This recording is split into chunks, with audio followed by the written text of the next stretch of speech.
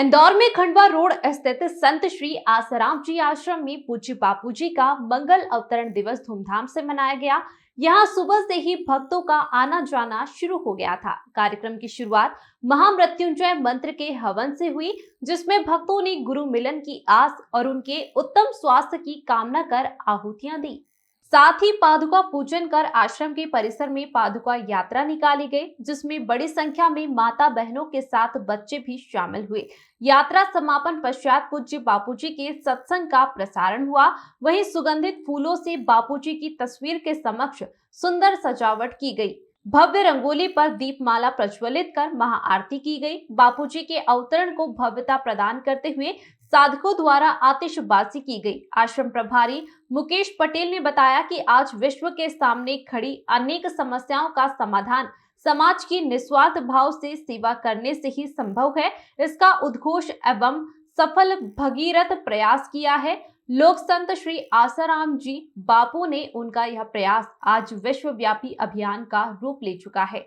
पूज्य बापूजी से प्रेरणा पाकर उनके करोड़ों शिष्य अपने सद्गुरुओं के अवतरण दिवस को विश्व सेवा सत्संग दिवस के रूप में पिछले अनेक वर्षों से मनाते आ रहे हैं। गत वर्षों की तरह इस अवतरण दिवस पर भी पूज्य बापूजी के शिष्यों द्वारा वर्ष भर चलने वाले 27 मुख्य एवं अन्य कई सेवा अभियानों का नवीनीकरण भी होता है। हरिओम।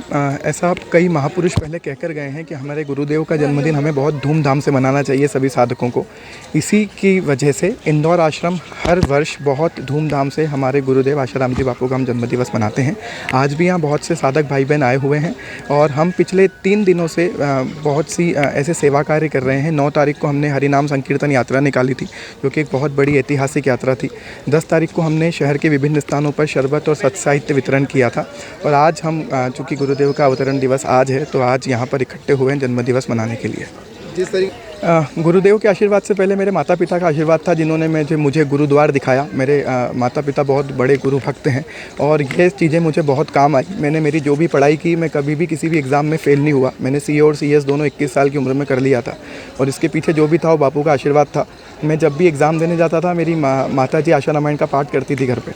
तो ऐसा कोई एग्ज़ाम नहीं रहा जिसको मैंने एक बार में पास नहीं किया। तो मेरा तो पूरा जीवन ही गुरुदेव का बनाया हुआ है। आपको यही संदेश है कि अपनी जड़ों से मत टूटिए। हमारी जो संस्कृति है, हमारे जो संस्कार हैं, वो जितना ज़्यादा हम फॉलो करेंगे, युवा हम हैं, इसके लिए हमारी जिम्मेदारी है कि हम पश्चिम की सभ्यता और संस्कृति को ठुकरा कर, क्योंकि वो भी हमारी सभ्यता और संस्कृति अपना रहे हैं। तो युवाओं को चाहिए कि अपनी संस्कृति और सभ्यता पर गर्व करें, जैसा कि स्वामी विवेकानंद जी भी कहा करते थे।